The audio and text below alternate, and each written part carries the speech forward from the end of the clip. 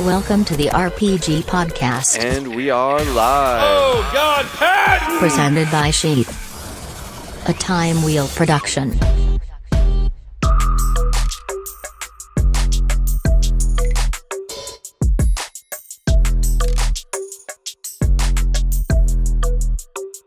Okay, we're live. Welcome, everyone, to another episode of the Robert Patton Global Podcast, the RPG Podcast.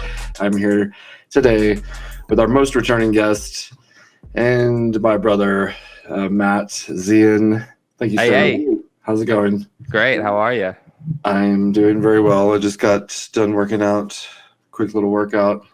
Oh, impressive. I need to get more of my workout game a little bit because we just got back from Skankfest and I caught a little cold and I fell like 2 weeks behind on my workouts, just trying to rest up and recover. But I did hit the sauna a bunch, so I've been sweating it out. Yeah. You got to get on that Peloton, maybe. What is that? It's a app for like working out. They sell bikes and you ride along to a class, but I don't have a bike, and I kind of just modified. I was actually swinging the mace. I'm bringing the mace back to the pace of the exercise that they're kind of talking about. It can be running outside, it can be running on on the treadmill or on the bike or whatever. They have all these different apps, even meditation and stretching and yoga. It's pretty all-encompassing, but oddly enough, like their stock just dropped like sharp, like a lead, because people, it's $40 a month for this app, and you can go to the gym for like $10 a month. Some places, and it's like an app. You're paying $40. That's a sharp ask right there. Wow. Right. So a lot of money. I'm feeling like $5-10 would be more suitable, but it is really good. I do really enjoy it, and I get a lot out of it. So, and I get it for free from our producer, Dave. Oh, nice. So I do it like every day, but wow. I'm an island boy. Me too.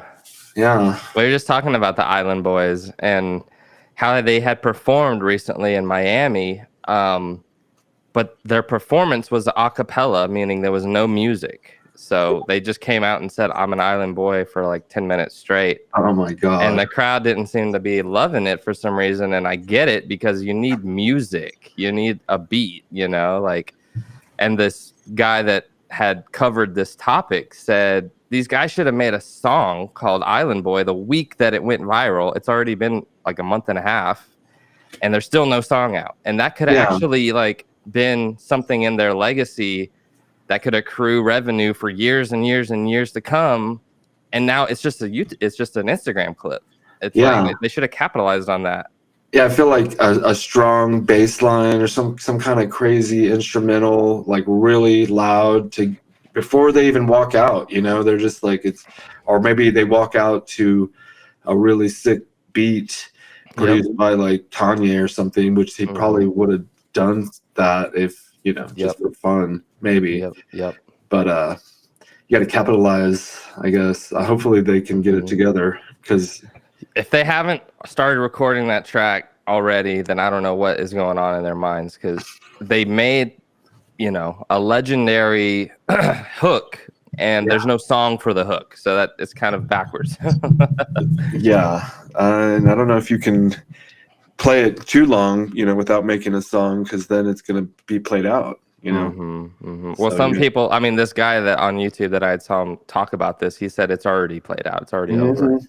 It's like they should have capitalized on it by now and got that song in people's playlists, and when it comes on, they would enjoy it and remember the fad, the funny factor, of it, but they didn't do it. And at this point, it might be too late, like sometimes you got to strike while the iron's hot, or you're going to lose the opportunity. And, if they make the Island Boy song official in like 2 months from now, are people going to want to hear it anymore? I'm not sure. Yeah, and can they come up with a new one that's just as good or catchy? Probably, likely not. It's kind of hard to do that. Totally. I would imagine. But anywho, what else is going on with you these days? Well, we should announce this new project that we've been doing. It's called the TIMEWHEEL Foundation. Yes. Okay. Yeah. Yeah. I started. I know. Yeah. The foundation. We started a foundation for music and art. Yep. To support musicians and artists. Right. Yeah. I love it. And what was funny is our friend Christian, we had learned that TIMEWHEEL has been operating, and you actually said this way before, Christian. I didn't fully download what it meant, but one time we were at dinner at a really nice Italian restaurant near your house, and you had said, so you're kind of like a nonprofit, when I described how TIMEWHEEL's operations work. And I was like, maybe, I don't know. But when Christian, our homie, we had a meeting at the soccer game at the Switchback Stadium, sponsored by SHEATH. Hey. And he was like, so you're pretty much a nonprofit, but not getting any of the benefits of the nonprofit. And I was like, oh, okay. Well, that's the second time I've heard that. Like, tell me more. Yeah. And he pretty much went down the rabbit hole of explaining that the type of work TIMEWHEEL does qualifies as nonprofit work. And we're not getting any of the benefits, any of the tax breaks, any of the, the foundation look that we should be getting for this type of work. And like the Bill and Melinda Gates Foundation or the Hillary Rodham Clinton Foundation. We got to get that that money flow through. But it's still like you can still have employees and they can get paid for working 100%. For the foundation, which is kind of cool. That was my big confusion, and why I had never considered us a nonprofit is I did not know what a nonprofit was. I thought kind of a nonprofit was something that generates revenue and gives it to a charity. I didn't realize that you generate revenue and still can have employees, still do the charity. Yeah, still do work in the field. But once that was like shared with us, that information, like it was like, oh well, why not? We may as well, because we're already doing that type of work, and if we qualify to be a nonprofit, then we're kind of shooting ourselves in the foot by not being one. So we recently pulled the trigger on that, and we were approved. So congrats. And you're the treasurer. So thank you. And you are the chairman of the board, or what? It's technically called the president, but yeah, I guess I would be the chairman or CEO or whatever it is. Yeah. I'm curious, what is a chairman? We should look that up. Producer Dave, what's a chairman? The chairman, yeah, because you would think he sounds like he would preside over the president or CEO. You got to answer to the chairman. Mm-hmm. But I don't. Yeah, I'm gonna look it up real quick. Chairman. Chairman is a person, especially a man, designated to preside over a meeting. Okay. Especially a man. That sounds rather sexist. Well, hey, I got the hair at least, so I'm somewhere in the middle. Okay, yeah, you're non-binary. I'm non-binary now. The word is out. Just kidding, guys. I'm binary. I mean, because I see women chairwomen, I guess. But I've seen, chairwomen of the board on movies, maybe not in real life. Mm-hmm. Just kidding. But I'm sure they exist. Yes. Yeah. Right. It's funny, we've been going down this succession rabbit hole recently. I think every person on the team is watching the new series or the new season. Yeah, it's a fast becoming my favorite show, but my wife Stacy says like none of the characters have any redeeming qualities. She's like they're all I know. Like they're all shitty. It's weird because at times you start to think, are they smart? Are they nice? Are they kind? And then they do something that's like, oh, nope, they're not. Yeah. And I don't know. Sometimes there's like a redeeming arc, like in Game of Thrones, Jaime Lannister, you start off hating him. He's a douche, He's just like this spoiled brat, like knight guy who's good at fighting. But by the end of it, he's kind of a hero. You kind of like him. And I wonder if that's coming, if that's going to happen. I thought it might happen with Kendall, but from what I can tell, he's still not playing the game with a good heart. He's very vindictive and very just nasty. He wants to be the power. It's like they all have so much money that money's not the issue. It's just the power. Yeah. And he wants that position. And I feel like it's timeless tale of the man who has to destroy his father to become the king. And these are archetypes, I guess, of history where you can't, you're living in your father's shadow. You have to go to another area. You have to leave the tribe to start your own thing, which is what he maybe could or should do, but he wants to take over. And it shows, like, money's not everything. Like, there is a dynamic where you just want that position. And yes. It's strange, though, It is. And interestingly, we've talked about this before. There's actually an amount of money you can make, and I believe it's something like $70,000 or $80,000 a year, that you don't accrue any more additional happiness by making any more than that. So by making up to $80,000 a year, you will see a dramatic improvement in your life, your quality of life, the things you're able to do. You can travel more, you can pay people more. But after 80,000, you don't. If you start making 160,000, you're not twice as happy. You actually don't get any more happy, according to some statistics and some studies done out there. So like $70,000 to $80,000 a year is the sweet spot where you can like achieve your maximum level of happiness that money can provide. But by having $1 million a year, you would think you're like 10x happier than the dude making 80, but you're not. Like, according to a bunch of studies. I'll contradict that a little bit. I'm reading a book that we're all going to be reading. It's called The Science of Getting Rich. And for one, with inflation right now, you probably need about $100,000 compared to that old $70,000 number. That's true. Well, inflation has gone up. And I'm just kind of tongue in cheek there. But also, if you had like $1 million, and you knew what to do with it, because you want to surround yourself with beautiful art and things, instruments maybe to play, and tools to build stuff if that's what you're into, like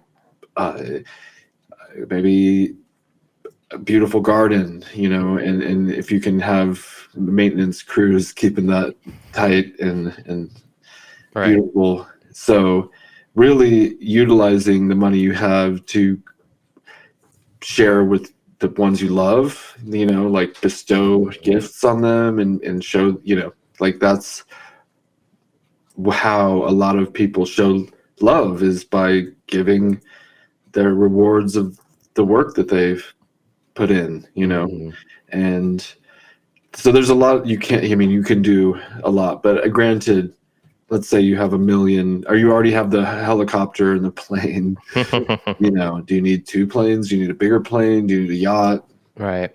Yeah. Yeah. I watched this dude on YouTube. You're familiar with him, Alex Becker. It's honestly been a while since I've enjoyed his content. He really went down this like crypto rabbit hole, and I haven't really been enjoying it because it's all just speculation anyway. But anyway, his old stuff was interesting to me, and he actually ended up selling his house, selling his Lamborghini, moving into a 1-bedroom apartment, and talking about how the wealthy lifestyle is kind of a scam, and it just signs you up for more and more and more stress, more and more maintenance. Like when you get a Lamborghini, when you get a Ferrari, you don't just have this car that works now. Like what he said is you're essentially buying the right to keep paying them, because you have to take it to Ferrari to be serviced, and it needs to be serviced every 4 months, and it's another $50,000 to service it. To replace a tire on a Ferrari is more than a car, like more than like a nice Toyota. That's just funny. To get a tire, you know. So Lupe, I think it's Fiasco, Lupe something, also said this too. He went down this rabbit hole of, I bought a Ferrari and I hated that shit because all I did was buy the right to keep paying more, like keep servicing it, and it's never over. So by getting a Ferrari, you don't just pay it off and you have a Ferrari. Like it's pretty much a subscription.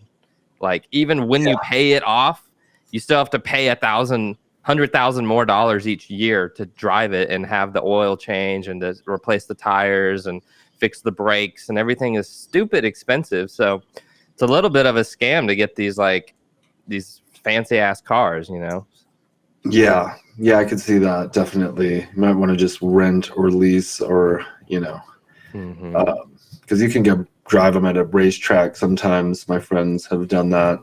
And I would invest in that. I would invest in going to drive one like every quarter and just get it out of your system, and then now you don't need to take it home and worry about it. And another thing that this dude said was, by buying these nice cars, all you do is worry about it, like where you park it. You're worried about it. You're worried someone's gonna ding it. You're worried it's gonna get a scratch. And now like your stress is up. You would think that like you're gonna feel like a baller and blah blah blah, but you're actually adding way more stress to your life by owning these crazy expensive things that if you scratch it once. Oh, another thing is the fancy watches, like a Rolex. Yeah. Like they break all the time, and then you have to send them overseas to be serviced, and now you're still paying monthly for your Rolex and you don't even have it. You know what I mean? Like they service it for like 3 months and then send it back to you. And so you're paying all the while and you're not even wearing the watch. And then it breaks again after a year and you have to service it again. You'd think that like when you buy such a nice watch, it would just work forever, but that's not the case. Yeah, I have a tag watch on one of my vision boards, and I went to a very fancy dinner last night. We had our own little special. I like when you go to a restaurant and you have like this back room where they can close the door, and it was just like this long table. And my friend Matt was wearing a tag watch, and I mean, I don't get the point of it really, because we have our phones and I kind of basically know what time it is at any given time of the day, but it's just like look at me, I'm a baller or whatever kind of a thing. I'm not sure that I truly value that, because then it's like, okay, now my wrist hurts. Off. Yeah, like it's just another thing to kind of it's crazy when you see these rappers that have like 9 chains on and shit.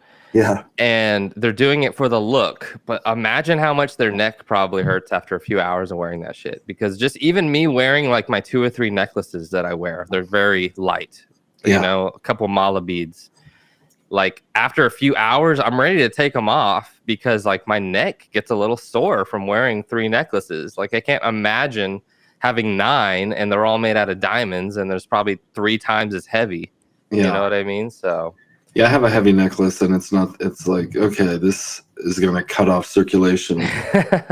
Yeah, like it's making you more uncomfortable for the look of it all. And I don't know, it's interesting, this rabbit hole we're going down, where it's like, you know, just because we have money now, because Sheath's successful, and we're looking at these higher end products, it doesn't necessarily mean you're going to get any more happy.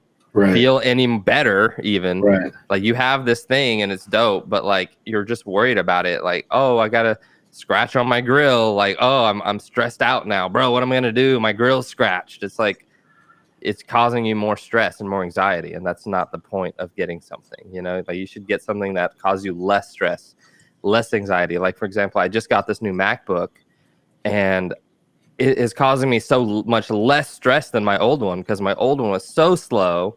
I didn't even realize how slow it was until I got this. And I was like, oh my God. Like when I got back on my old computer the other day to send some files to the new one, it was so slow in comparison.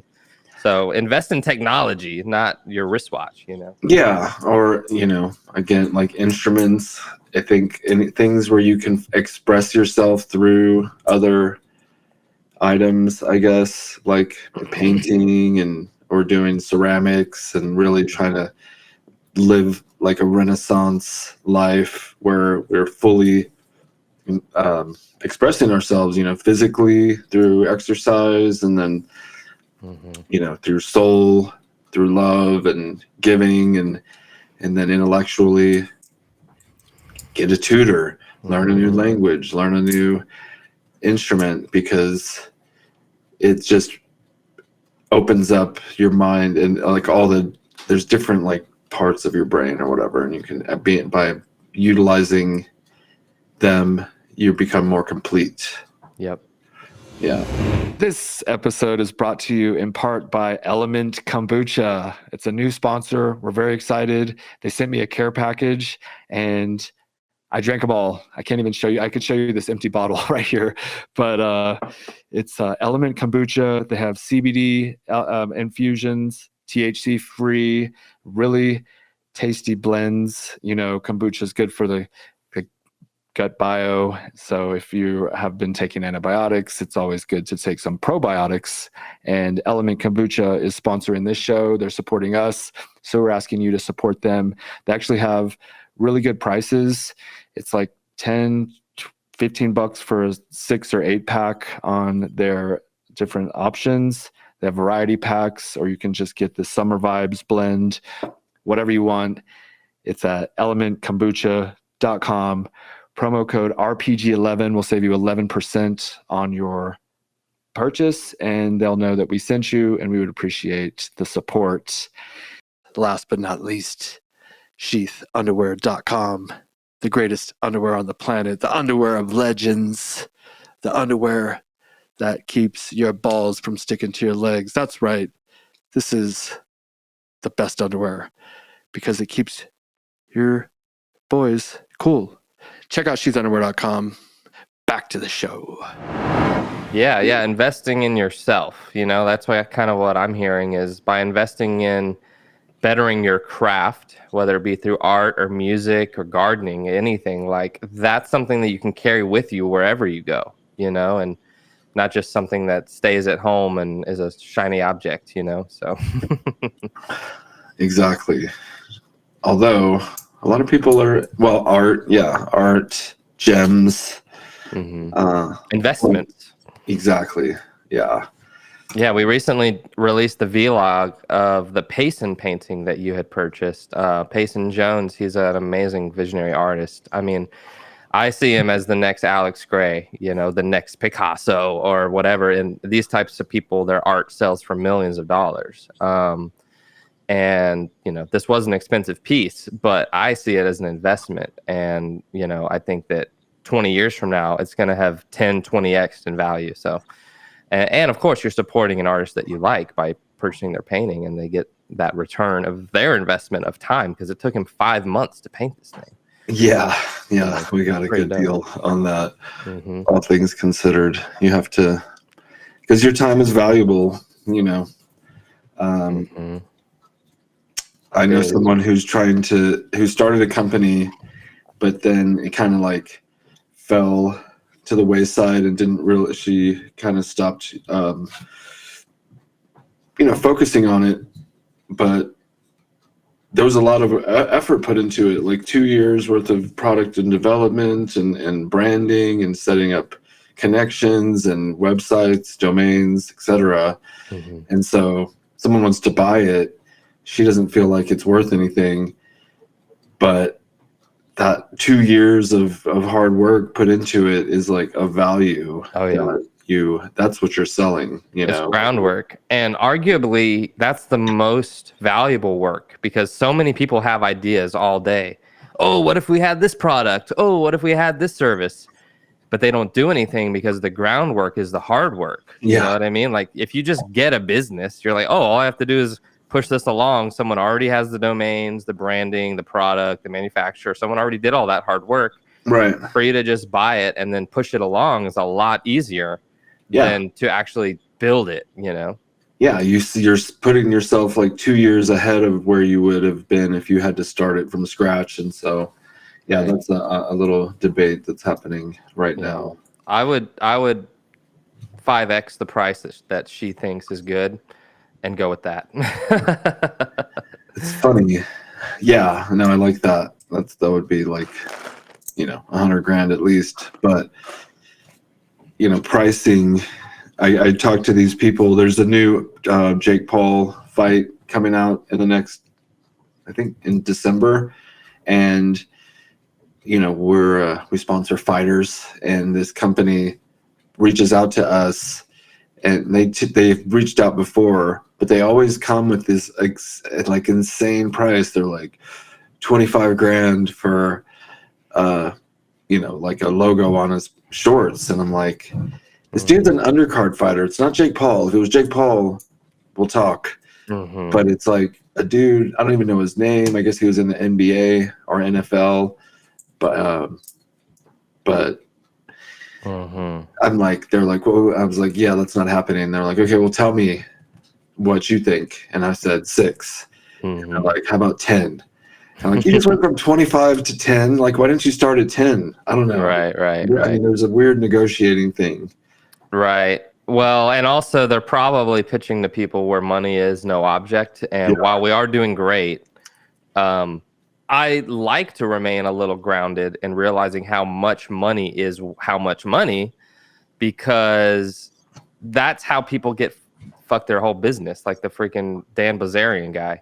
Yeah. By thinking money is no object, he ran his whole shit into the ground and lost all his respect and all the respect of his company because he spent it all on parties, right? And I don't know. I like to remember where we came from and how much money things used to feel like. And then when we make a big day, you know, I always reflect on, oh my God, like we used to make that in a year and now we made it in a day. And that's freaking impressive. And I don't like to lose sight of that and how important and how much celebration would come with such a massive success. And it's easy to get used to the level of success you're at, but I don't know. I feel like you kind of shoot yourself in the foot with that by not loving and appreciating like each and every day as a success instead of kind of like looking at, well, what's our year going to be or whatever. And it just pushes your happiness into the future forever and you never reach it. You know, like there's a balance to be had between having a goal and pushing towards that goal and actually celebrating the level of success that we do have and continue to excel in. Yeah, I mean, every day, I feel like every day is a celebration, but so you have to just enjoy the process, the journey, the journey, you know, really. There was a movie I saw, The Peaceful Warrior, and I'm pretty sure you might have seen it. Maybe not. If you haven't, I recommend it. But this kid, he's trying to be a gymnast, and he meets like a sensei, teacher, kind of guru dude. Because this guy's like all in his head. He's always thinking about the future. He wants to be the champion. He's not enjoying life. It's like everything is for this future moment, and he's like stressed out all the time. He can't sleep, and it's just like constant anxiety because he's not where he wants to be. He wants to be there, but he's here. And so the guru, he said, we're gonna go for a hike and I want to show you something. And it's at the top of this mountain here. And they're walking up the mountain, they're talking, they're laughing, they're joking, they're having a great time. And they get to the top of the mountain, and the dude's just like, here it is.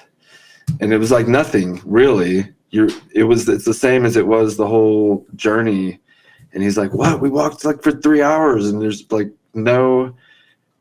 there's nothing different here. And he's like, yeah, but you were having fun when you were walking, when you thought there was something there, didn't you?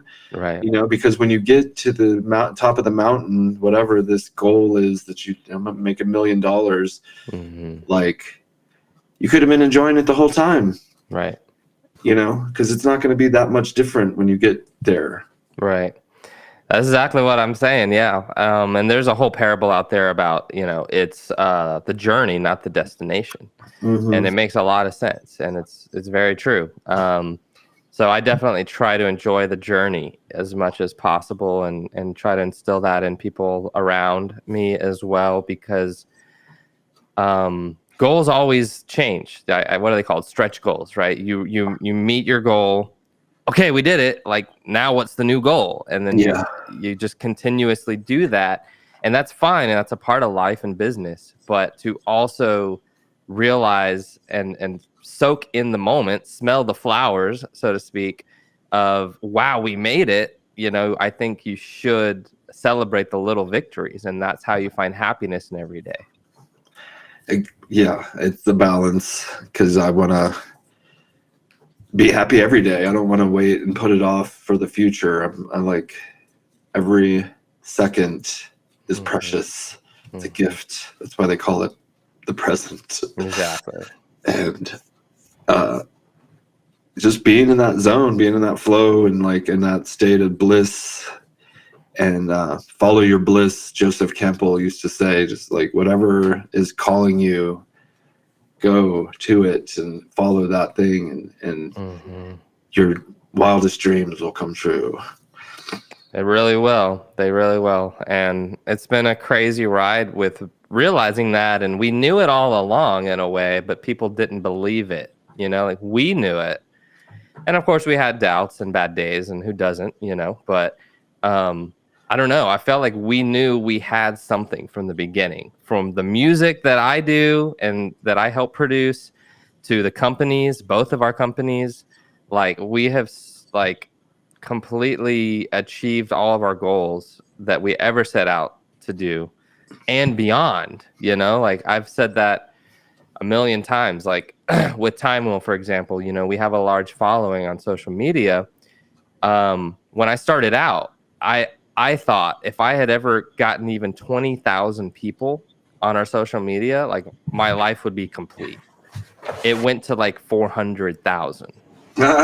And it's like, holy shit. Like just by believing that I could even achieve 20,000, we got to nearly 500,000 online fans that fuck with our brand and what we're about. And then with SHEATH, you know, I think we would have been stoked to have just made $1 million period, right? Now it's $1 million a day, you know? So exactly. Really. But almost. Yeah. We'll be getting there. And we are back. We're back. I just smoked some 5-MeO DMT. Feeling great. Ooh, nice. Well, that's how you do it. That's how we like to do it. Is that how you get in the zone for your creative work? Yes. Before every podcast, you have to smoke 5-MeO DMT right as it starts, and it makes for an amazing conversation. I need to get some of that. I'm without, but I wanted to ask you about you've been putting out these albums. You're like a rapper. I kind of refer like, but you're like P. Diddy to me. Let's go. And Steven's like Biggie, and you know, but you come in and you do your verses. And how do you start, you know, with the beats and the everything? How do you get all that going? Because hold on, I want to recommend Cosmic Letterman. It's on like Spotify and Apple, and there's a new one called Tote, I think. That's right. But either one. Start with both, whatever. Cosmic Letterman is the one you released earlier this year, I think. Yep. And very catchy, good. Like I feel like it's good pop rap. I don't know. It's really good. Everything right. Yeah. Tell me how you get in the zone with all that.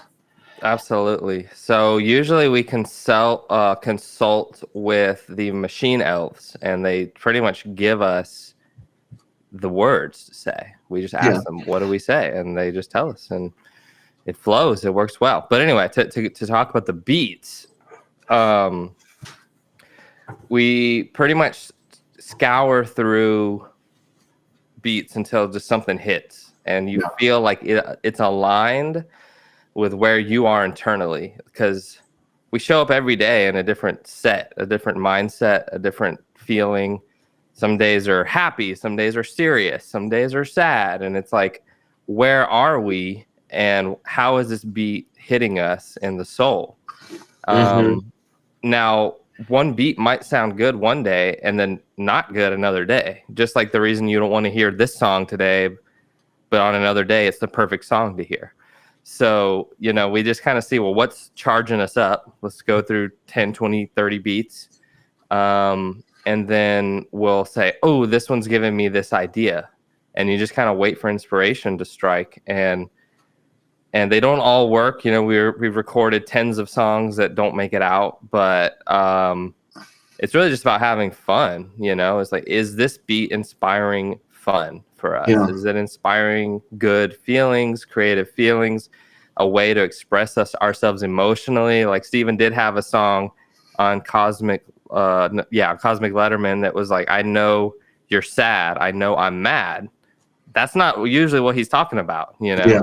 But like that day, he maybe had a conversation with someone and it was putting him in this spot, and that's what came out. And again, striking while the iron's hot is really the concept. And some days we're feeling straight silly, like we're just in laugh mode. Everything is funny. Maybe we took a microdose, whatever. And then we'll get some of these more funny tracks, like the one that you heard recently that's unreleased, where it was like a conceptual idea. I don't want to speak too much to it. I want the music to speak for itself, but it was an idea of this is what's coming, and it's kind of silly, and it's kind of a joke, and it's kind of hilarious, but it feels like fun, you know? Yeah, I really enjoy them, you know. I mean, I feel like maybe I'm biased, but maybe not. I feel like a lot of people out there would resonate if they gave it a shot. Cosmic Letterman, just listen to the whole album. It's legit. And then Tote, give it a go. Yeah. I know we're producing a video soon that I'm looking forward to, because we're expanding beyond underwear. We're making movies. Yep. Well, we can talk about Lilypad, for example, because it's already out. I love Lilypad, yeah. So Lilypad is a country trap song, which most people probably haven't heard of that. And there's really not a lot of people operating in that genre. So, but how it came to us was funny. We were literally like about to do an ice bath. And we were getting the ice bath ready. We were taking out the tub. We were filling it with water. We were putting the ice that we had just brought in from the grocery store into freezers and just kind of walking around. And somewhere along the line, Steven said Lilypad, and he just started saying Lilypad, Lilypad, Lilypad over and over in this funny country voice. He was just saying it just because he's Steven. He's a comedian. He's funny. Yeah. And he's just like, Lilypad, Lilypad. And then I was just like, dude, that's a song. And then he started singing, I'm a Lilypad. I'm just a Lilypad. And I was like, that's the song. Like, bro, write it down. Write it down. And then he wrote it down. And we came in the studio and we recorded it. I love that. And that's one of my favorite songs. I know I cried when I first heard it because, you know, it's like a metaphor for us all being we're our own individuals. I mean, we're all kind of together, but we're all separate and we're all on our own journey.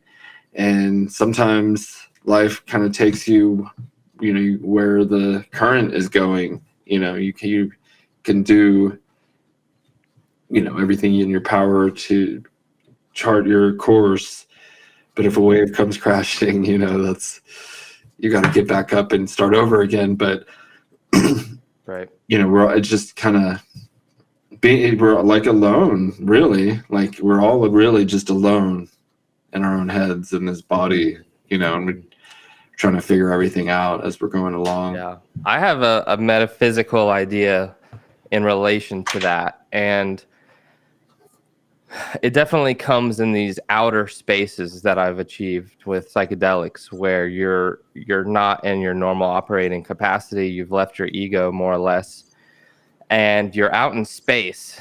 And essentially, you are alone. But what's crazy is it's so true how people say, like, when someone passes, for example, like they live in your heart after that. Not only when someone passes do they live in your heart, like they live in your heart all the time, even your current friends. And you're literally talking to them in your head. It's crazy. Like you hear what your current friends would suggest because you know them so well and these types of things. So when I go to these outer spaces, I feel the presence of my friends. I feel the presence of my family. Sometimes even feel the presence of my ancestors. They're all there in your heart. You know what I mean? So while we might be one seed of consciousness, and in that we're alone, by allowing people into your heart, you carry them with you always. And even in these spaces, like when you're dying, I believe people say what heaven is. They say a place where you go with the people you love forever. I've had that experience. Yeah. And it felt like forever. I'm just saying, it felt like forever. And I was with the people I love, and it was there. And holy crap, there's this crazy concept. I couldn't even deliver it very well, but it was on the Third Eye Drops podcast. He was interviewing a psychologist, female, probably like episode 250 to 260. So if you want to look it up, I forget her name at the moment, but she did this thought experiment that literally made me start crying in the gym. I was on like a workout machine and I decided to do it. I decided to hit my reps and close my eyes and do this thought experiment. And it hits your heart so powerfully. I almost don't want to like disgrace it by doing it wrong, but more or less it asks you to close your eyes and picture around, you're at a table, you're at the head of the table, and there's all the people around you that you love, that are close to you, that are your friends, that are your family. And then the concept is showing yourself that you're not alone. And so what the thought experiment is closing your eyes, really getting into that space where you're in this dining room setting with people around a table. And you ask them, do they love you? To each person, do you love me? Do you love me? Do you love me? You will see that everyone loves you and you're not alone, you know? And that's the truth. That hit me really hard because I was like, if I was to ask my mom, my brother, my friends, my roommates, do you love me? The answer would be yes. And we can get in our heads all the time about, are they mad at me, or do they love me, or whatever, these types of feelings. Love it. That's all just, you know, that's just all like fabrications of our analytical mind, because what our analytical mind does as a survival mechanism is to look for threats, look for problems, look for things like issues, look for things to complain about.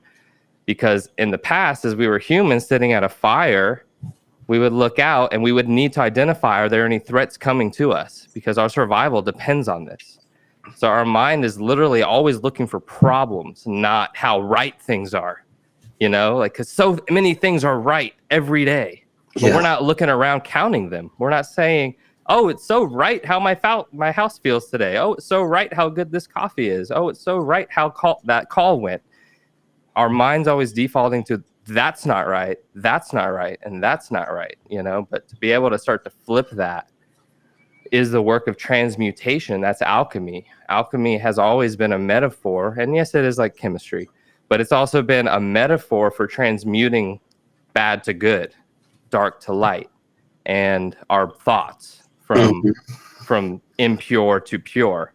And we could literally just be like complaining all day, every day, but look at the opposite side of that. That's just as real, you know? Yeah. We're focused, our area of focus, and there's always two sides to every coin, and you can pick out the negative or you can pick out the positive. And I tend to try to do the positive because you have to kind of try, because it's so natural to do the negative, where you like, you know, you lose a chess game and for a stupid mistake that you should have known.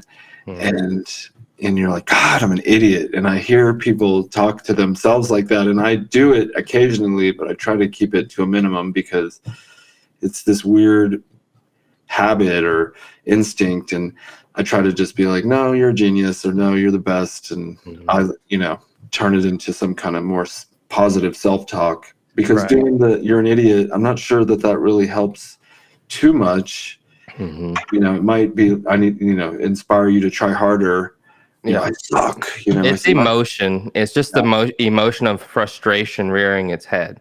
But I believe that practicing self-love is super important, and you're not going to be in it 24/7. No one's going to tell you, practice self-love, and from every moment here out, it will be self-love. No, it's not like that. It's like meditation. Just keep returning to it.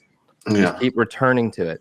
Because you wouldn't, if your partner, someone you love, someone you really care about, made a mistake, you wouldn't say, you're an idiot. You wouldn't say it to them. You wouldn't. You're like, that's unkind. Like, that's what an asshole would do, but we'll do it to ourselves. We'll do it to ourselves all day, every day. But that's not self-love, because we have the love for the outside person. We need to show ourselves that love. And that's the truth, because our spirit needs to love our little ego. And that's what that is. Our ego is the one saying, I'm stupid and I made a mistake or whatever.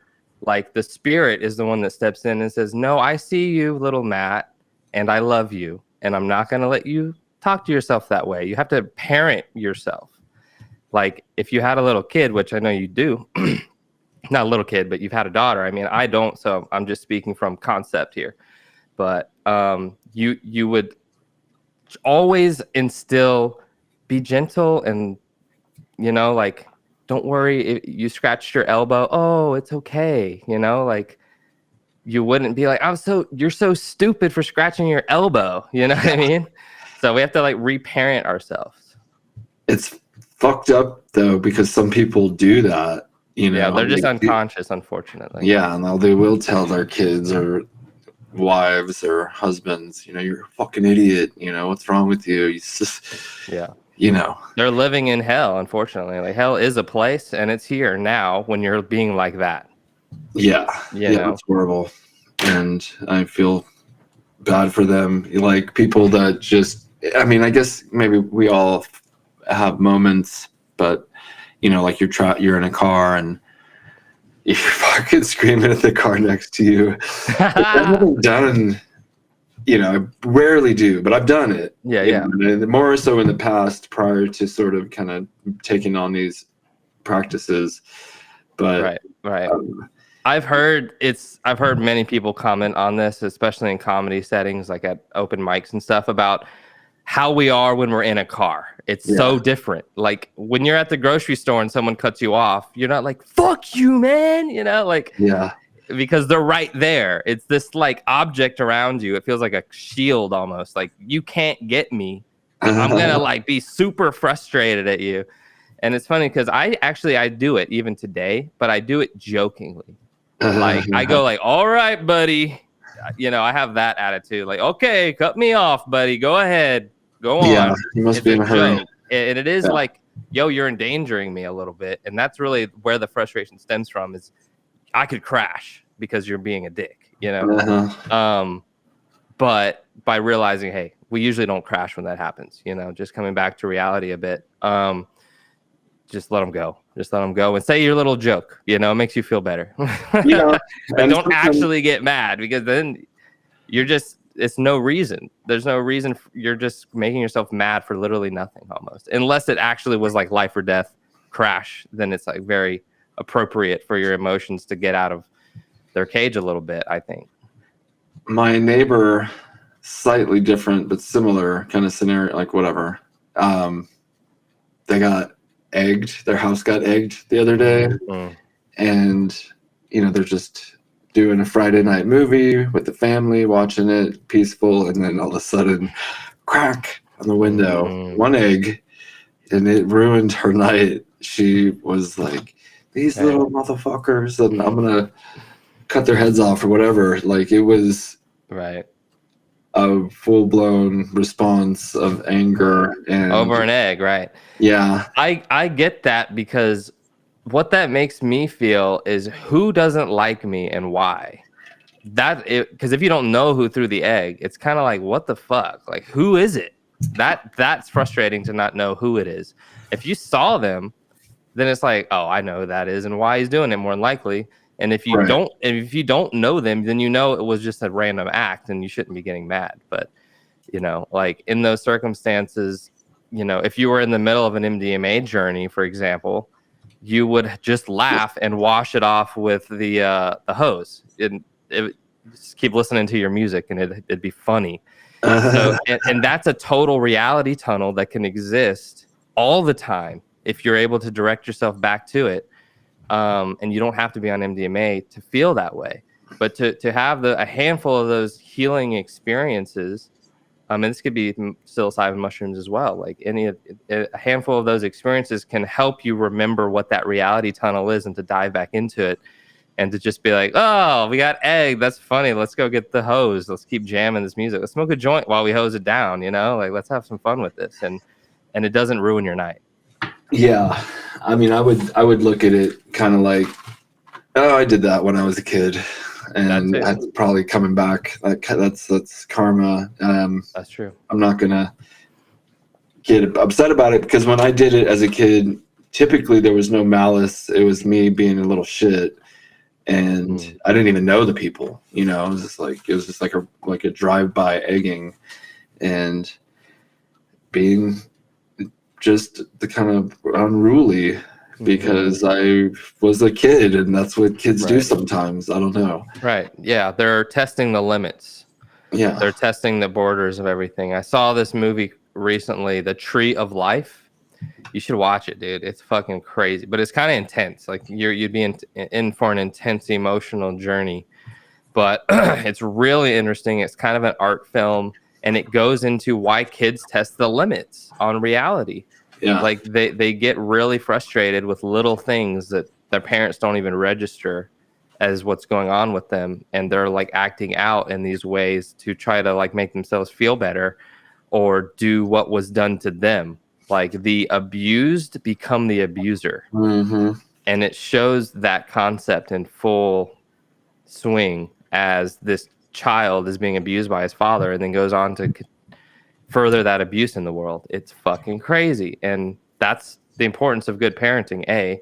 Being conscious, because you know the ripples that your actions will have with your daughters, your sons, with the people you interact with in the world. And it's fucking nuts. But yeah, they act out because they're not being seen by their parents. They're not being seen by the people that are supposed to be there guiding them. They're just being like released out into the world. And when they do come home, where are you? Where were you? You know, like you should have been home. And it's just a bad experience at home. And then they like forward that experience outwards. It's fucking crazy, bro. Yeah, you would hope that kids that experience stuff like that would do the opposite, you know, and they're like, I'm not going to do that. I'm going to break this cycle. And a lot do. Yes, very smart people do. They see what's going on. There are very intuitive children. And I actually had a podcast with Jane Calm on like episode 11 or something of my podcast, where she talked about from the beginning of being a kid, being in the grocery stores, she knew something was fucked up, and her mom couldn't explain it to her. And she was saying, where does all this trash go? Like all the boxes, everything, all the food comes in. Where does it go? She was a kid asking this, and her mom couldn't explain where it went. And it gave her this big vision of a world of trash. Oh, wow. And it makes total sense. And like, so she is just smart and intuitive and could feel into, my mom doesn't even know this answer, but I think I know. And this is not right. We should not be littering the world with trash. And that's just a big thought for a kid to have. So some kids certainly have those thoughts, but other kids too, they're like, by the life circumstances and the things that they've had to deal with growing up, they get this callous over them, and they don't feel emotions. They don't ask questions. They just kind of force their way through the world in this very arrogant, ego-centered way, and it works for them. And that instills further that this works, and I need to stay like this, and they don't actually ever open up. And they have like resistance to going to things like therapy because they're almost afraid to open up subconsciously, you know? Yeah, but, well, I mean, like, what'd she do about the trash? Well, she just knew the world was not right. You know, she obviously couldn't, but I think she has helped a ton of people. She is a healer in a sense, because she actually is a therapist. And she has helped me a lot. I recommend a session for anyone going out there, even if you don't have trauma, like just to see where you came from and how. And she uses this system called internal family systems. Michael Phillip actually had the founder on his show, and it's a really good podcast.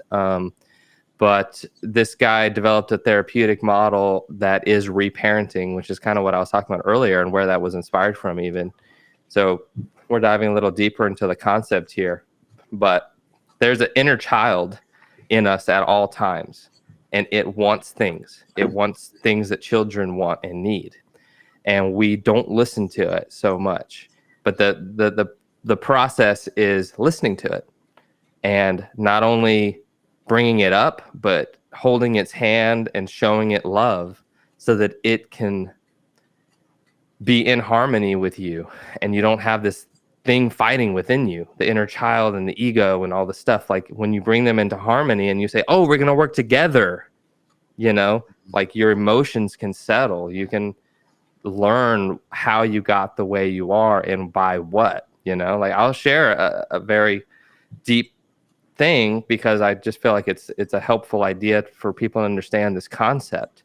But one day in a session with her, she said, how do you feel today? Close your eyes. You know, I meditated on it. I didn't just snap an answer. And I said, lonely. And she said, okay, where's lonely in your body? And I felt it. And I said, oh, it's in my heart. And she said, now remember the first time you felt that feeling. And it took me back instantly. And I started crying instantly to this time I had wandered away from my mom, our mom, at a bank, and wandered into an elevator and pressed a button, and I'm a kid and I don't know what I'm doing. I'm just like, this is fun, blah, blah, blah. Like, and I go up to this floor and I get out on the floor and I'm like, oh, cool. This is dope. Like, time to go back. And I'm pressing the button and it's not opening, and it's not opening, and it's not opening. And I had a panic attack. I'm like a 3-year-old. I thought I was stuck on the floor forever. Wow. I thought I had fucked my life forever. And so I'm like, what the fuck? And I wander over to the windows and I'm so high up. And I thought, as a 3-year-old, 4-year-old, however old I was stuck here forever. And I started screaming my fucking head off. Like, ah! For like 5 and 10 minutes straight. And eventually someone did hear me and someone came and got me. But that was the time that that loneliness bug got stuck in my heart. Wow. Because I had this traumatic experience as a little kid. And I would have never remembered that if it wasn't for the guidance of this therapist. Wow. And the bug got stuck in my heart. And really another additional thing that didn't help that heal is when the lady, the maid, eventually heard me, came and got me, helped me with the elevator, helped me get back down to the ground floor and get me back to mom. Mom was very chill. She was like, oh, there you are. She's raised a bunch of kids, you know, you guys. So she knows kids do this, you know. But I had just almost died. And she didn't know that. So she didn't comfort me to the level that I needed, where I needed like a hug for 10 minutes. And you're okay, you're okay, you're okay. I got you. It was just like, let's go, you know, like she was very chill about it. And she wasn't committing anything that she knew as is wrong. She was just trying to not freak out that the kid wandered away. And I get it. I 100% get it. But I literally thought I was toast. I was dead. I'd almost just died. It was a near-death experience for me. And because I didn't get the comfort of what I needed, it got stuck in me, in my body, you know? Yeah. And then through this reparenting process, I myself, the adult me, gave my inner child the love and the reassurance that you're okay and I got you that I needed at that moment. And I was crying so much through this whole process. And since then, I have felt so much less loneliness. I healed that. Wow. You know? And you can heal any of these things, like any of these like emotions that bother you, that there's a deep-seated emotion there. You can go in and find out how it happened, and you can help yourself heal through that process. And then you can actually heal from it and be good. And like always remember that, yeah, I remember when that happened, but I healed through that and I helped myself heal through that. Wow. And now it's a node of awareness that you have about who you are and how you got to be how you are. And it's a story you can reassure yourself with, instead of just having this emotion come up every day, all day, and never wonder why, never know how it got there, never know how to deal with it either. Wow. That's pretty dope. That makes me want to, like, I know you'd mentioned, I think this is the same lady to me in the past. Mm-hmm. And I'm very, very curious now, because I still have a couple of little hang-ups and trigger things when it comes to probably like jealousy And I think I could probably pinpoint it like right now where it stemmed from, when I went to a party with my best friend to my girlfriend's birthday party, and she broke up with me at the party and started dating my best friend, like, and I was like 13, and I'm like, but I don't know how to necessarily fix that. So, but maybe I could to reparent through that, you know, maybe you needed to come home and talk to your dad and tell him what happened, like for real, and have him tell you what's up. Have him be like, yo, that's gonna happen, son. Sometimes the world is this and that and the other thing, and I got you, bro. Give you a big hug type of thing. Yeah.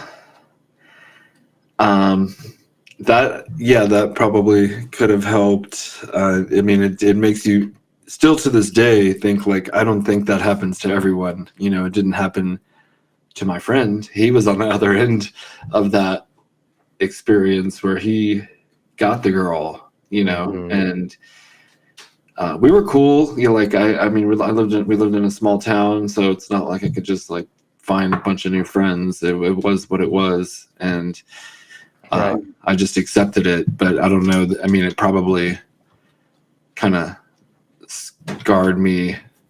And, and then, well, growing up's hard, man. It's crazy. Like, think about how many turtles try to make it out to the sea from those eggs, right?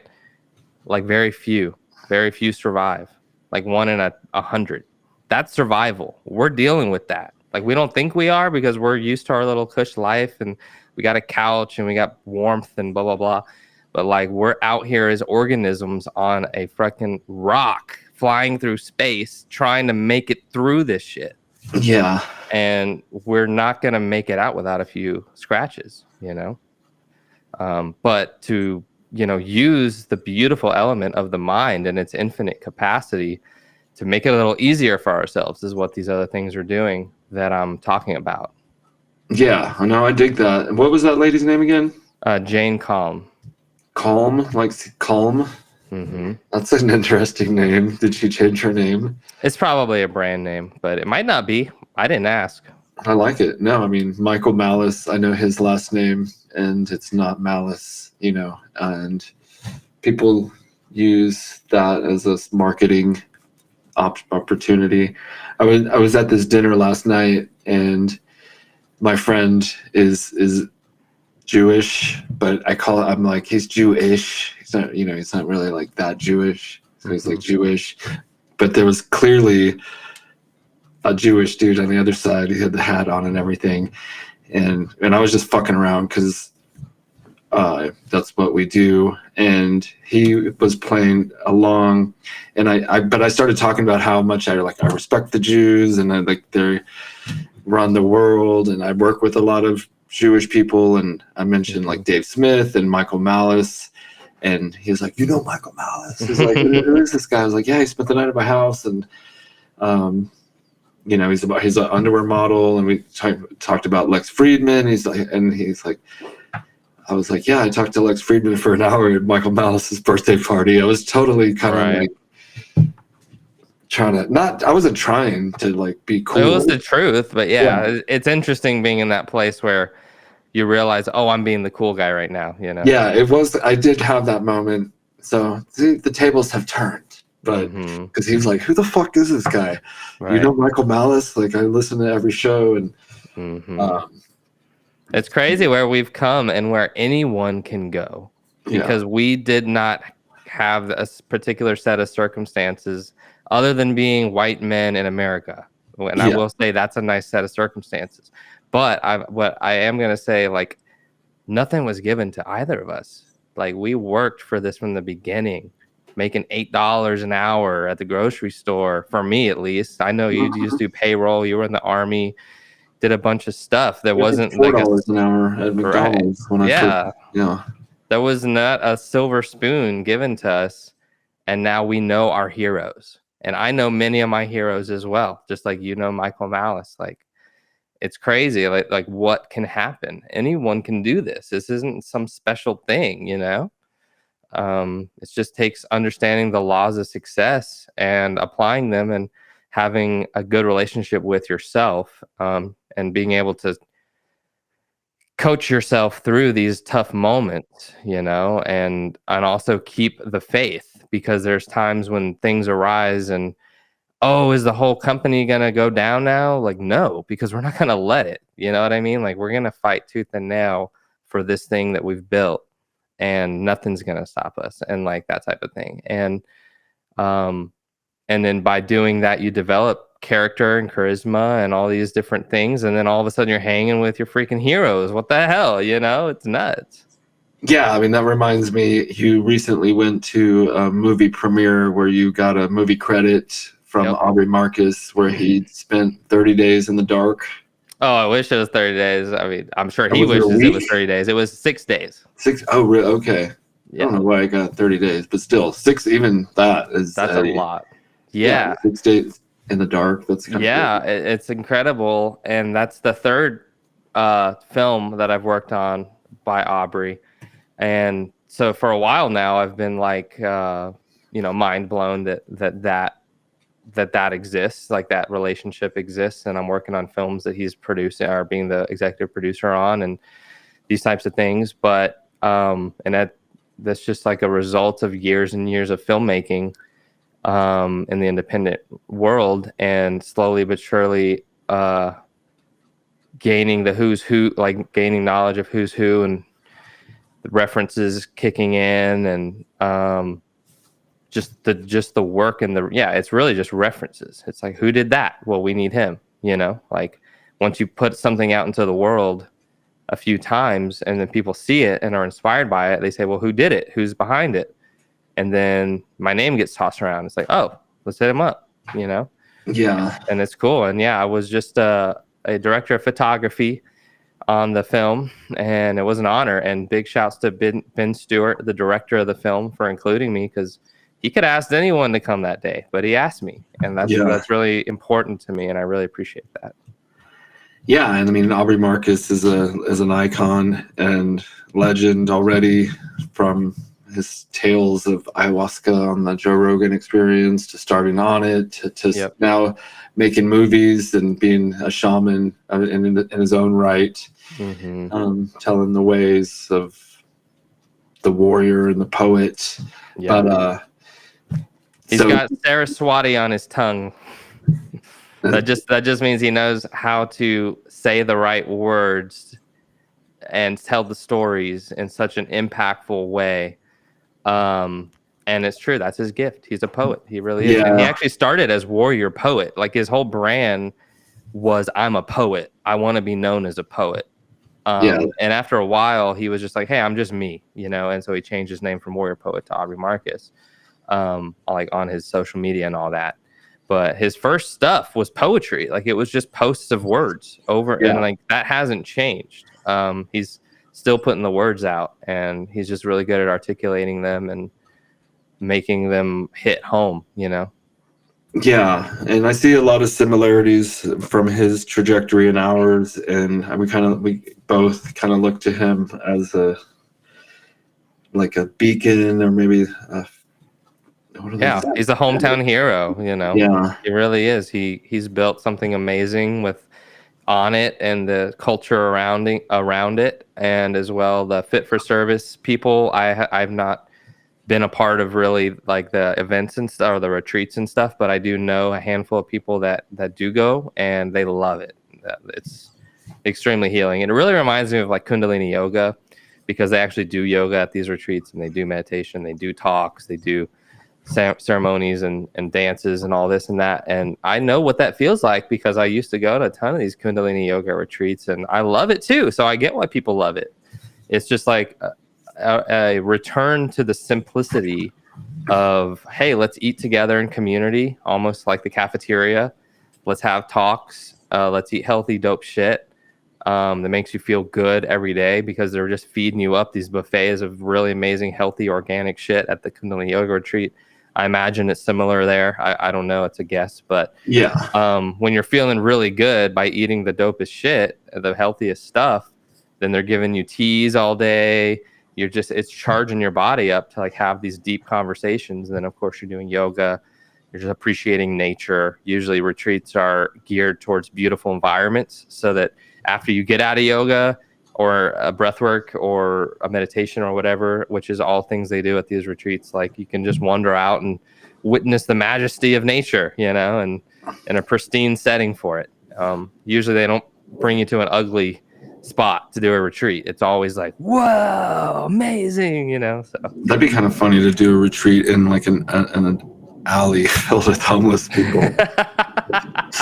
Might get you some perspective. I showed up to the Aubrey Marcus retreat and there's 10 homeless people here. There's a dumpster. Okay, there's your room. But well, the point of even bringing him up was just like working with people we have looked up to for a while and just making our kind of dreams come true.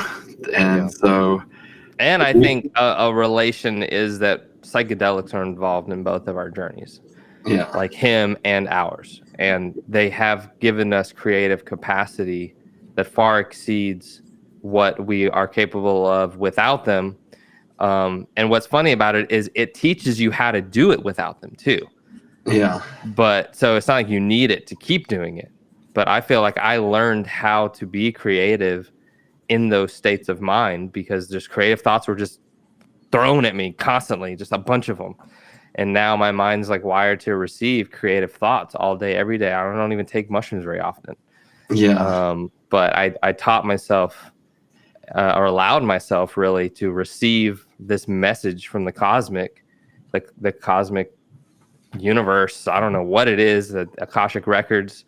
And now I'm just like listening to it all day, every day. And it's just pure creativity. And that's where we come from. Yeah. And so I just, we're gonna wrap it up because I'm gonna go play golf. But nice. I, like Malice is writing books, Aubrey's making movies, but we start all, with a product, but it doesn't have to be only underwear. We can expand it. I want to make a movie. We've been talking about it, and we have a lot of short films and skits and things, but at some point I want to make either a full like on dramatic film or some sort of documentary of some sort. But I'm so down. And we actually just got this new camera too. It's very cinematic looking. It's just amazing. The Sony A7 III. And we got a really nice lens with it as well that has a really cinematic, smooth feel to it. So I think that's definitely going to aid in the inspiration to start manifesting some scenes and then piecing them together as a movie. And I like to think of that too, because a lot of people think of an idea and just think of the whole idea. But instead, if you break it down to, oh my God, we only need like 15 scenes. Right. If we shoot one scene a week, it only takes 15 weeks.